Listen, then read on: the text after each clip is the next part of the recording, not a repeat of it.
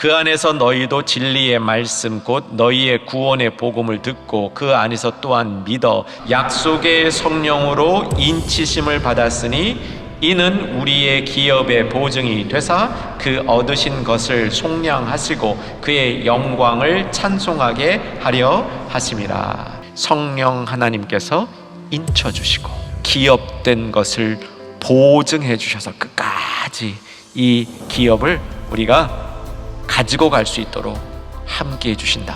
이게 오늘 말씀의 요지인 것이죠. 여러분, 하나님의 자녀에게는 터전을 주시는 하나님의 역사가 있다는 것, 이것이 천복이라는 겁니다.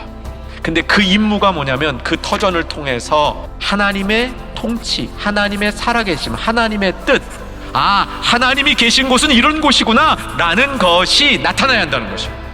여호와께서 너희를 택하시고 너희를 쇠풀무불 곧 애굽에서 인도하여 내사 자기 기업의 백성을 삼으신 것이 오늘과 같아도, 자기 기업의 백성을 삼기 위해서 선택을 하셨고 그 선택한 다음에 쇠풀무불과 같은 애굽의 연단을 통과하여서 우리를 그렇게 삼아 주셨다는 겁니다. 기업이 되게 한 게 그냥 즉흥적으로 된 것이 아니라는 겁니다. 하나님이 세심하게 선택하셨고 훈련하신 다음 기업이 되게 하셨다는 겁니다.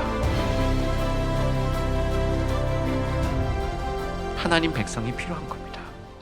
특별히 하나님이 가장 기뻐하시는 영혼의 구원과 생명을 이 땅에 다시 회복시키게 하는 그 일에 있어서 하나님의 자녀된 그의 백성이 필요하다는 겁니다. 사람을 구원할 때는요, 사람이 필요합니다. 복음을 전하는 사람이 필요합니다. 예수님의 형상을 회복한 사람들이 필요합니다. 하나님의 뜻을 이루기 위해서 하나님의 백성이 필요하고 하나님의 백성 되게 하는 것이 기업을 이루는 거죠. 그 터전 안에서 하나님의 통치가 일어나며 하나님의 법이 그 안에서 시행이 되며 불순종이 없어지고 화평이 있고 서로의 아낌이 있고 서로의 돌봄이 있는 그런 하나님의 터전 안에 있는 것이 우리의 행복이죠. 구약 성경에 보면 가나안 땅에 들어가서 여호수아 그때 땅을 배분할 때 나타납니다. 땅을 나누어서 분깃이라 그러죠. 분깃. 자기에게 딱 정해진 그 부분을 갖게 하는 겁니다. 그거 갖게 할 때 내가 선택하는 거 아닙니다.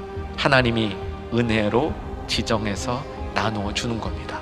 그 나누어 준 땅에서 각자의 임무를 담당하며 살아가는, 나쁜 건 뭐냐면 남의 것을 갈취하는 그런 모습으로 뺏기는 자들이 나타나기 시작한 거죠.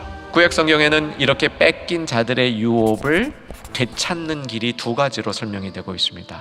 하나는 희년제도입니다. 너희는 50년째 해를 거룩하게 하여 그 땅에 있는 모든 주민을 위하여 자유를 공포하라. 그러니까 원래 자기 기업으로 돌아갈 수 있게 되고 기업을 회복할 수 있게 된다.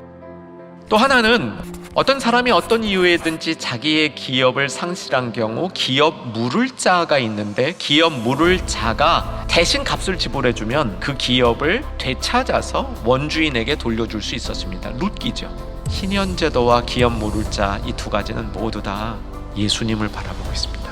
예수님의 통해서 희년이 완성된 거예요. 예수님이 기업 물을 자가 된 것입니다. 그 기업을 인간들이 상실한 것을 다시 회복시키는 방법으로 예수님이 허락된 거예요. 예수님이 이 땅에 오셔서 우리를 구속한 사건을 할 때 성경이 강하게 선포하는 게 있습니다. 때가 참해. 우리가 뭘 잘한 게 있어서가 아니라 역사에 한 번밖에 없는 그 희년의 때가 참해 예수님이 이 땅에 오셨다는 겁니다. 예수님이 십자가에 못 박히신 그 십자가에서 대속의 피로 흘리신 그 보혈의 피의 값은 모든 기업을 물을 만한 그런 값이 되었다는 겁니다. 그래서 그 예수 그리스도 안에서 기업이 되게 하신 자는 그 기업을 이제 다시는 빼앗기지 아니하며 그 기업을 통해서 온전히 하나님의 뜻을 이룰 수 있다고 선포하는 겁니다. 이것을 위해서 바울이 선포하는 바는 성령의 인치심이 있었다. 그 기업 위에 성령의 인치심이 있었다라고 선포합니다.